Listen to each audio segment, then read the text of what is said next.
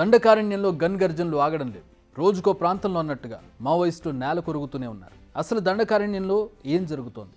వరుస ఎన్కౌంటర్లు జరగడానికి కారణం ఏంటి? ఈ ఎన్కౌంటర్ల వెనుక బలగాల స్ట్రాటజీ ఏంటి? అమిత్ షా చేసిన ప్రమాణం నిజం కాబోతోందా? ఈ ఏడాది తొలి 3 నెలల్లో ఎన్కౌంటర్లో మరణించిన మావోయిస్టుల సంఖ్య 79. మరి ఆ తర్వాత ఈ కౌంట్ ఆగిందా అంటే ఆగలేదు, పెరుగుతూ ఉంది.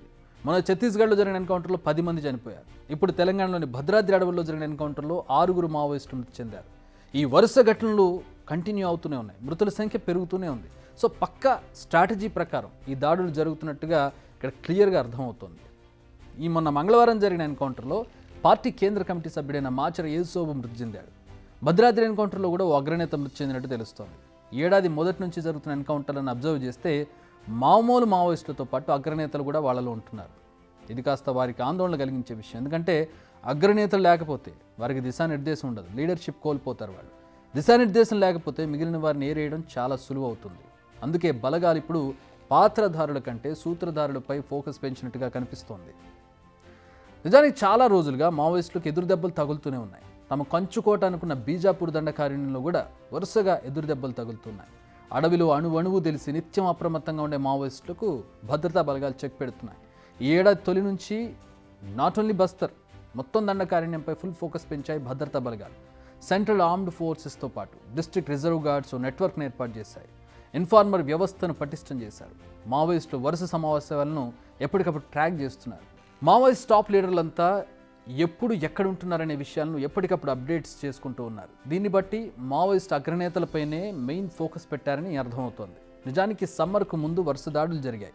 అడవులు పల్చబడుతూ ఉంటాయి సమ్మర్ టైంలో. ఆకులన్నీ కూడా రాలిపోయి డెప్త్ తగ్గిపోయి లోపలున్న చాలా దూరం వరకు కూడా మనకి విజిబిలిటీ ఉంటుంది. సో ఆ పల్చబడడంతో వీళ్ళకి తప్పించుకోవడం అనేది ఈజీ కాదు. సో బలగాలకు పరిస్థితులు అనుకూలంగా మారాయి. దీంతో వరుస ఎన్కౌంటర్లు జరిగాయి. ఆ తర్వాత వర్షాకాలం ప్రారంభమైన అడవులు దట్టంగా మారినా ఈ ఎన్కౌంటర్లు మాత్రం ఆగడం లేదు. అయితే అగ్రనేతలు తమ రాడర్లోకి వచ్చినప్పుడు మాత్రమే దాడులు చేస్తున్నాయి బలగాలు.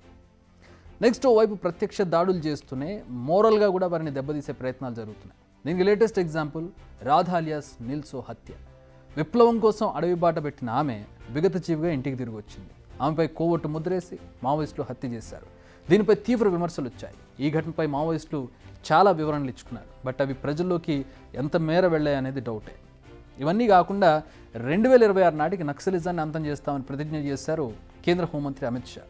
రానున్న 3 ఏళ్లలో ఛత్తీస్గఢ్ మావోయిస్ట్ రహిత రాష్ట్రంగా మారుతుందన్నారు. అసలు ఛత్తీస్గఢ్ అనేదే మావోయిస్టులకు కంచుకోట. అక్కడే వారు పట్టుకోలిపోతే ఇక వారి పరిస్థితి అంతే.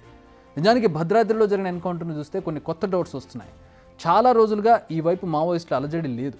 అయితే ఛత్తీస్గఢ్లో మావోయిస్టుల ఎరవేత ముమ్మరంగా జరుగుతుండడంతో కొందరు ఇటువైపుకి ఏమైనా వస్తున్నట్టుగా అనుమానం వస్తుంది. పరిస్థితిని చూస్తే అట్లానే అనిపిస్తుంది. కానీ ఈ విషయాన్ని ముందే ఊహించి అలర్ట్ అయ్యారు తెలంగాణ పోలీసులు. దానికి నిదర్శనమే ఈ ఎన్కౌంటర్. ఇవన్నీ కాకుండా మావోయిస్ట్ అగ్రనేతల్లో అంతర్గత కుమ్ములాట్లు ఉన్నట్టుగా తెలుస్తోంది. ఇది కూడా వారిపై ఉన్న నమ్మకం సన్నగిలేలా చేస్తుంది. సో ఓవైపు అంతర్గత కుమ్ములాట్లు, మరోవైపు ప్రజల నుంచి తగ్గుతున్న సానుభూతి, ఇంకోవైపు ప్రభుత్వాల ఉక్కుపాదం. వీటన్నిటికంటే మరో పెద్ద సమస్య ఏంటంటే రిక్రూట్మెంట్స్ తగ్గిపోతున్నాయి. అంటే కొత్త వాళ్ళని రిక్రూట్ చేసుకోవడం అనేది ఆగిపోయింది. దండకారణ్యంలో ఉండే అమాయక గిరిజనులు తప్ప సాధారణ ప్రజలు ఎవరూ కూడా మావోయిస్టులు చేరి పోరాటాలు చేయడం లేదు. వాళ్ళకి ఆ ప్యాషన్ కానీ అటువైపు మొగ్గాలనే ఆలోచన కానీ రావడం లేదు. ఎందుకంటే వారి ఆలోచనలో మార్పు కనిపిస్తుంది. పోరాటం ప్రజల్లో ఉండి చేయాలి కానీ అడవుల్లో కాదని ఈ సమస్యలతో మావోయిస్టులు సతమతమవుతూ ఉన్నారు. అందుకే ఇప్పుడు మావోయిస్టుల ప్రజల కోసం కంటే తమ అస్తిత్వం కోసం ఎక్కువగా పోరాడాల్సి వస్తోంది. బిగ్ టీవీ అవుట్లుక్ కథనాలు నచ్చితే వెంటనే బిగ్ టీవీ ఛానల్ ను సబ్స్క్రైబ్ చేయండి.